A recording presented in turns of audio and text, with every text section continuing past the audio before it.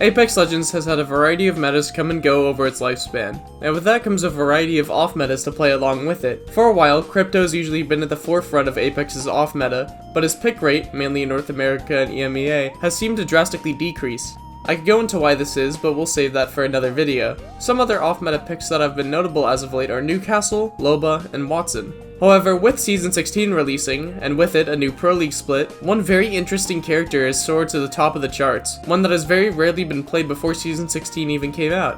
Who could I be talking about? Rampart, of course. To those who haven't caught up with competitive Apex in the past while, this might have sent you into hypovolemic shock. How can a character that has widely been seen as horrible from both casuals and pros alike be played in ALGS and Tier 1 tournaments by top teams like Lanimals, Alliance, and even XSET?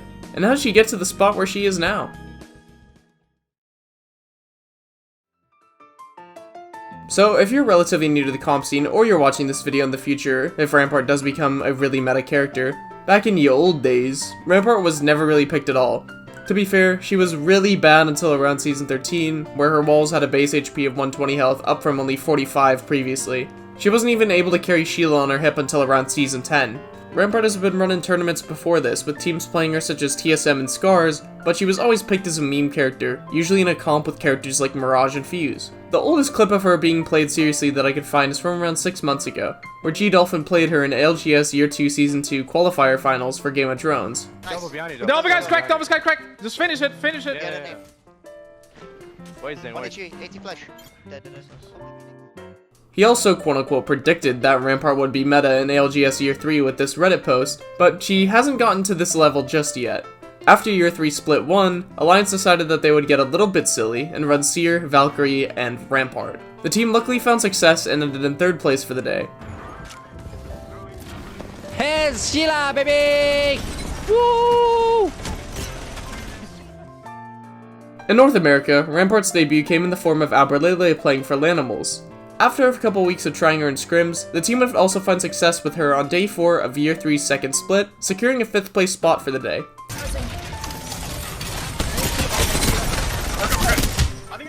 Since these points in time, Rampart's pick rate has only increased in competitive play as more players pick her up, such as XSET's Nocturnal and Native Gaming's Bullet L, both of which I really enjoy watching.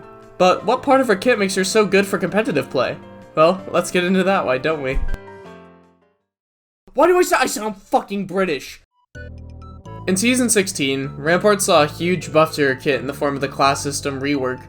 Rampart receiving the ability to scan ring consoles allows for her to find good spots for her team to set up with amped cover, turning an already powerful position into one that is almost impossible to challenge, especially when paired with a character like Valkyrie or Pathfinder.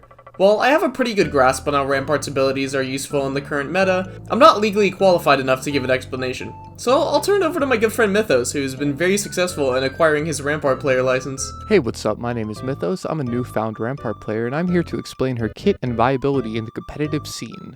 First off, Rampart's passive, modded loader. It may not seem powerful at first thanks to LMGs not being seen in competition due to their terribly slow stray speed, but with a rampage, Rampart could be nearly unstoppable. Her passive allows her to get a small extra mag boost as well as decreasing its reload speed down to be faster than most ARs. The rampage has proved to be useful in a Catalyst heavy meta, as it's effective against Catalyst's ability to fortify doors.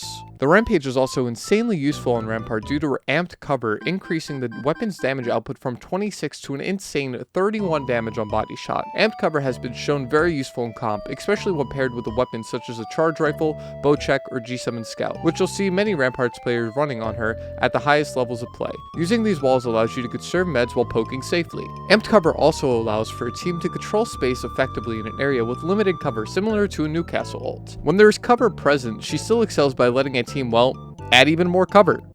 Rampart's ultimate ability, Sheila, is absolutely bricked.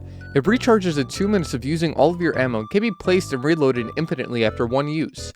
She used to only be able to use it while mounted, but of course she could hipfire it once now before reloading. It's almost like mounted LMGs kinda suck in video games. If you press your select fire key, you can also store Sheila and regain ult charge based on the ammo left. This essentially acts as the reload for mobile Sheila. Sheila could do a crazy 280 DPS on all body shots. She could decimate people rotating in the open with it, and the weapon can also destroy doors and catalyst reinforced doors very quickly, needing only a few bullets to connect. which can lead to some sweet free kills. However, the gun has a long windup time and gives a massive nerf to your strafe speed if you're firing from the hip. If you can mitigate the cons of this ultimate, it will make you an absolute monster on Rampart. Mythos covered what makes Rampart good really well, so make sure you go and follow his socials as a little treat for him. Her abilities allow her to take space and control it effectively, as well as give her the ability to play well into characters like Catalyst. As of ALGS's most recent weekend, days 8 and 9, Rampart's pick rate has decreased a little bit, as teams like Alliance experiment with characters like Newcastle. However, in North America, she seems to be more prevalent than ever, holding a 27.5% pick rate in day 8. Who knows how many more teams are going to be running her as time continues.